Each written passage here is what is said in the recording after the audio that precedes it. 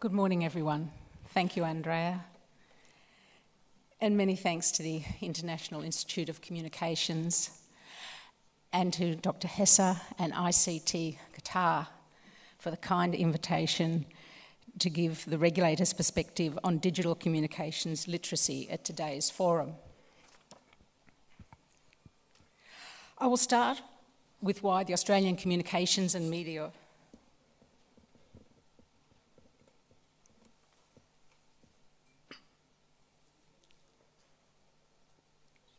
Well, there's not many slides, so it's not a problem if they don't come good. I'll start with why the Australian Communications and Media Authority thinks that digital communications literacy is important and tell you about our approach in the area. Firstly, a little background. The ACMA is a converged regulator with responsibilities for broadcasting, the internet, telecommunications and radio communications, including a range of consumer protection measures. Convergence poses many challenges for the current media and communications legislative framework.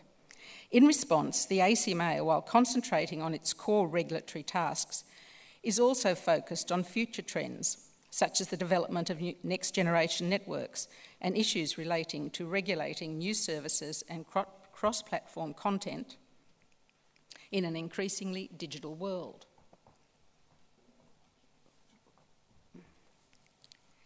The ACMA's research arm plays a vital role in that focus to identify and understand changing consumer, citizen and business uses of communications technologies and inform the ACMA with evidence that contributes to its understanding of regulatory issues in this dynamic environment. Beginning in 2007, the ACMA committed to a digital media literacy research program, and I lead the researchers responsible for that work. What is the ACMA's view of the meaning of digital communications literacy, or as it is sometimes called, digital media literacy, digital literacy, or literacies for the 21st century? Terms or expressions which are often used interchangeably these days. They are the subset of a broader umbrella concept of media literacy, which is understood as the ability to use, understand and create media and communications in a variety of contexts. People who have digital communications literacy, our explicit interest today, are able to use, understand and create digital media and communications. This term overlaps nicely with digital media literacy, which is the expression that the ACMA uses as it reflects our converged regulatory responsibilities for both internet, broadcasting and telecommunications. So forgive me if I sometimes fall back on this expression. The Australian government sees digital communications as enabling technologies and promotes their wider use for participation in the digital economy and inclusion in society generally. To quote from our portfolio department's website, and Jeff has already referred to the... Excuse me.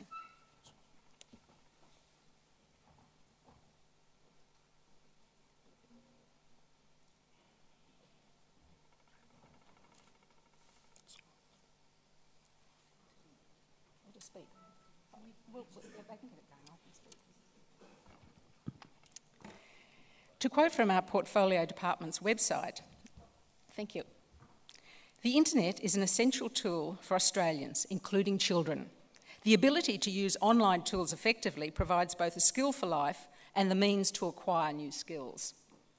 The ACMA's framing of digital communications literacy, as set out on this slide, aligns with our government's key strategic priorities and also recognises our responsibilities to help Australians deal with security and safety risks on the internet and mobile phones. It also helps to shape the ACMA's thinking on new regulatory challenges in an IP-based communications environment.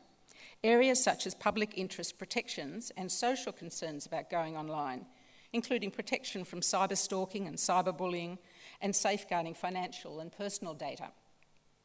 When the ACMA refers to digital media literacy, we generally mean the skills and capabilities needed for effective participation in the digital economy and to encourage social inclusion in a networked society.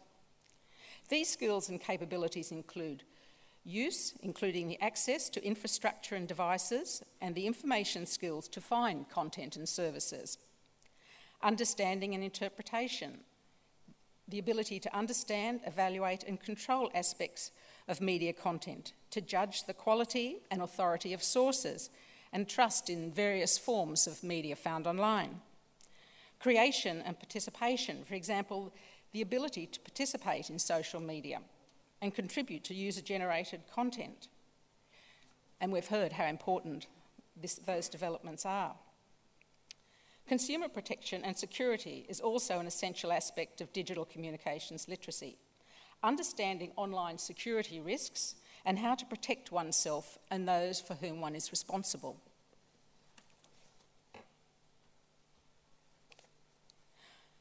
Why is digital communications literacy important? In July 2009, the government published Australia's Digital Economy Future Directions Report, providing the vision for taking strategic and enabling action to ensure all parts of Australia benefit fully from the digital economy. This includes investment in a national broadband network to deliver superfast broadband to Australian homes and workplaces.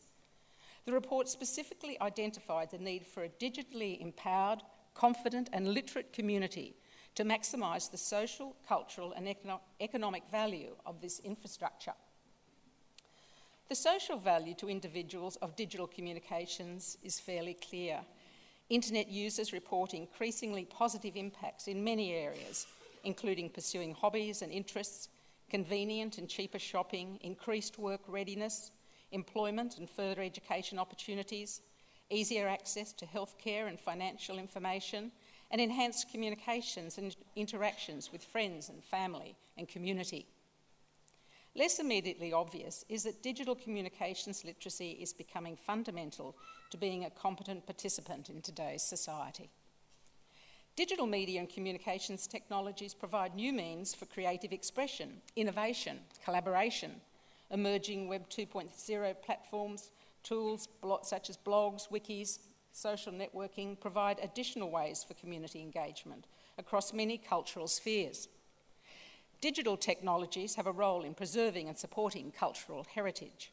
For example, museums and libraries across Australia are implementing digital preservation policies and taking their collections online.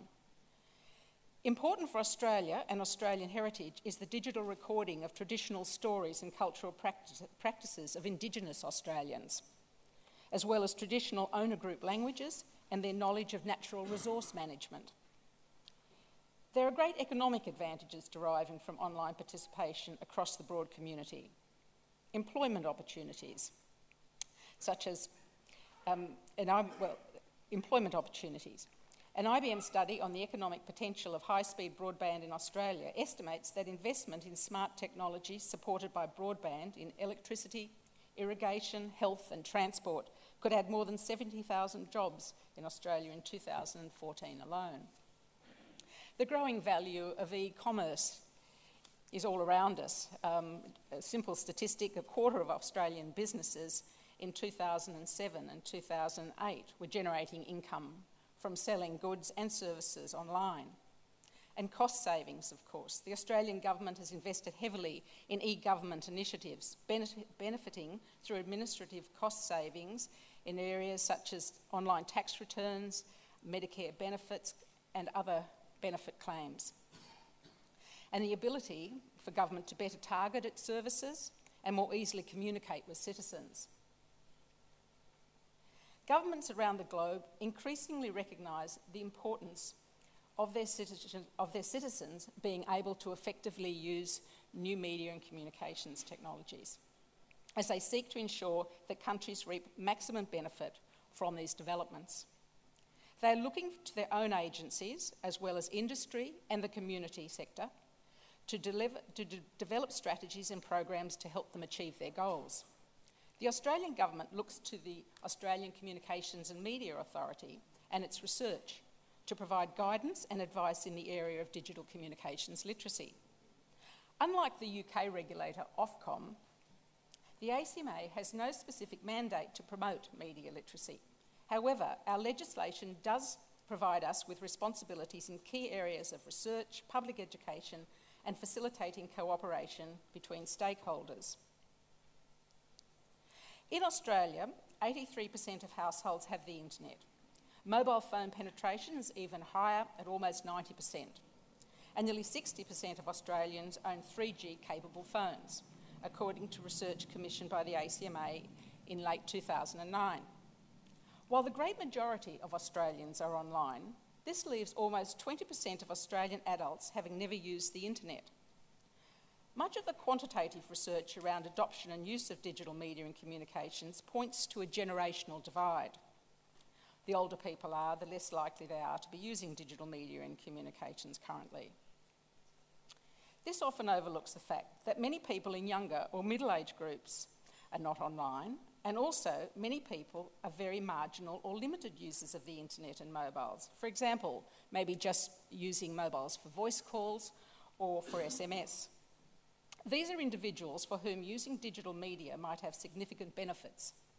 They might wish to undertake further education, re-enter the workforce, and more easily access government services, or generally be able to keep up with peers in communicating and accessing information and entertainment.